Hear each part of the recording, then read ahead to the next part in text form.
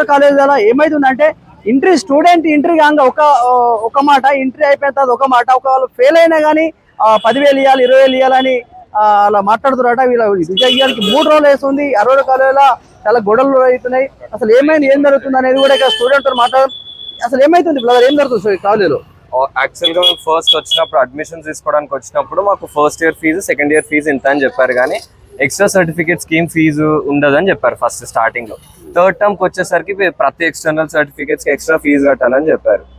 అంటే ముందు ఎందుకు చెప్పలేదు అని మేము అడిగిన దానికి మాత్రం థర్డ్ టర్మ్ లో ఒక మీటింగ్ అయింది, తర్వాత సొల్యూషన్ ఇస్తామన్నారు. కానీ ఫస్ట్ ఇయర్ థర్డ్ టర్మ్ లో మాకు ఎటువంటి సొల్యూషన్ అని రాలేదు. సో పోయిన వీక్ ఒక మీటింగ్ జరిగింది అనమాట. పోయిన వీక్ మీటింగ్ జరిగితే సార్ కొంచెం పొగరుగా మాట్లాడడము, కట్టాలి తప్పదు అన్నసరికి. సార్ అంటే ఎవరు, ప్రిన్సిపాలా సార్? మా రిజిస్టర్ సార్, సార్. ఏం పేరు సార్ పేరు? ఏం పేరు? చంద్రశేఖర్.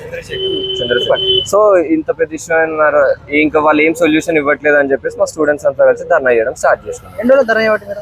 ఇది థర్డ్ డే. ఏమంటారు లోపల మేమైతే మొన్న ధర్నా చేయడం బట్టి మాకైతే లెటర్ రాయమన్నారు అన్న. లెటర్ రాసిన తర్వాత